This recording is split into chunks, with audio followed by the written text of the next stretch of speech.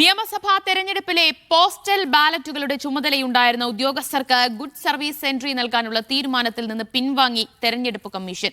ഫയലിൽ തുടർ നടപടികൾ സ്വീകരിക്കേണ്ടെന്ന് മുഖ്യ തെരഞ്ഞെടുപ്പ് ഓഫീസർ നിർദ്ദേശം നൽകി. പരാതികൾക്ക് ഉദ്യോഗസ്ഥർക്ക് ഗുഡ് സർവീസ് എൻട്രി നൽകാനുള്ള നീക്കം മീഡിയ വൺ വാർത്തയാക്കിയിരുന്നു.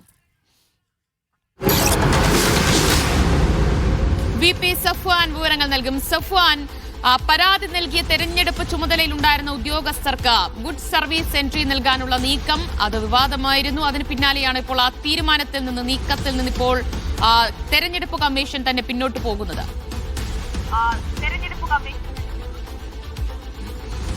അതെ ദിവ്യ, ഇതുമായി ബന്ധപ്പെട്ട് മീഡിയ വൺ വാർത്ത നൽകിയിരുന്നു. ഈ തെരഞ്ഞെടുപ്പ് ഡ്യൂട്ടിയിലുണ്ടായിരുന്ന തെരഞ്ഞെടുപ്പ് ചുമതല, ഈ പോസ്റ്റൽ ബാലറ്റുമായി ബന്ധപ്പെട്ട് ചുമതല ഉണ്ടായിരുന്ന ഉദ്യോഗസ്ഥർക്കാണ് ഇതിൽ ഗുഡ് എൻട്രി സർട്ടിഫിക്കറ്റ് നൽകാനുള്ളൊരു നീക്കം തെരഞ്ഞെടുപ്പ് കമ്മീഷന്റെ ഭാഗത്തു നിന്നുണ്ടാകുന്നത്. ഈ പോസ്റ്റൽ ബാലറ്റിന്റെ ചുമതല ഉണ്ടായിരുന്ന ജെറോമിക് ജോർജ് IAS ആണ് ഇതുമായി ബന്ധപ്പെട്ടൊരു ഫയൽ നീക്കം മുഖ്യ തെരഞ്ഞെടുപ്പ് ഓഫീസർക്ക് നൽകുന്നത്. എന്നാൽ മുഖ്യ തെരഞ്ഞെടുപ്പ് ഓഫീസർ ഈ പരാതിയുടെയും ആക്ഷേപങ്ങളുടെയൊക്കെ പശ്ചാത്തലത്തിൽ ഈ ഫയൽ അംഗീകരിക്കേണ്ടതില്ല എന്നൊരു തീരുമാനത്തിലേക്കാണ് ഏതായാലും നിലവിൽ എത്തിയിരിക്കുന്നത്. ഇതുമായി ബന്ധപ്പെട്ട് വ്യാപക പരാതികൾ ഈ തെരഞ്ഞെടുപ്പ് കമ്മീഷന്റെ തന്നെ ഭാഗത്തു നിന്നുള്ള ഉദ്യോഗസ്ഥരുടെ ഭാഗത്തു നിന്നുണ്ടായിരുന്നു.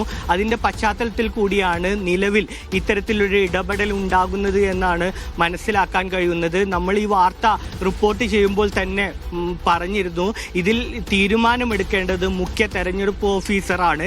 ഇതുമായി ബന്ധപ്പെട്ട അന്തിമ തീരുമാനം എടുക്കുന്നത് ഈ പോസ്റ്റൽ ബാലറ്റിന്റെ ചുമതലയുണ്ടായിരുന്ന അഡീഷണൽ CEO കൂടിയായിരുന്ന തദ്ദേശ വകുപ്പിന്റെ പ്രിൻസിപ്പൽ ഡയറക്ടറാണ് ജെറോമിക് ജോർജ്. അദ്ദേഹമാണ് ഈ ബന്ധപ്പെട്ടൊരു ഫയല് മുഖ്യ തെരഞ്ഞെടുപ്പ് ഓഫീസർക്ക് കൈമാറുന്നത്. നമുക്കറിയാം, ഈ തെരഞ്ഞെടുപ്പുമായി ബന്ധപ്പെട്ട് പോസ്റ്റൽ ബാലറ്റുമായി ബന്ധപ്പെട്ട് നിരവധി പരാതികളാണ് കമ്മീഷന് മുന്നിലെത്തിയത്. പ്രത്യേകിച്ച് ഈ പോളിംഗ് ഉദ്യോഗസ്ഥരിൽ 21,000-ഓളം പേർക്ക് വോട്ട് ചെയ്യാൻ കഴിയാത്ത ഒരു സാഹചര്യം ഉണ്ടായിരുന്നു. ഇതുമായി ബന്ധപ്പെട്ട് എത്ര പേർക്ക് വോട്ട് ചെയ്യാൻ കഴിഞ്ഞില്ല എന്നുള്ള കൃത്യമായ കണക്ക് കമ്മീഷന്റെ ഭാഗത്ത് തന്നെ ഇല്ലാത്ത ഒരു അവസ്ഥയുണ്ട്. ഈ 21,000 എന്ന് പറയുന്ന കണക്ക് പോലും ഈ സർവീസ് സംഘടനകൾ പുറത്തുവിടുന്ന കണക്കാണ്.